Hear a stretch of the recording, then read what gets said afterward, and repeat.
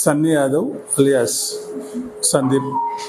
ఇతను సూర్యాపేట జిల్లా నూతన్కల్ మండలం సంబంధించిన వ్యక్తి. ఇతడు తన యూట్యూబ్ ఛానల్లో, ఇన్స్టాగ్రామ్లో, ఫేస్బుక్లో మొదలైన సోషల్ మీడియాలో బెట్టింగ్ యాప్స్కి సంబంధించి ప్రమోట్ చేస్తున్నాడు.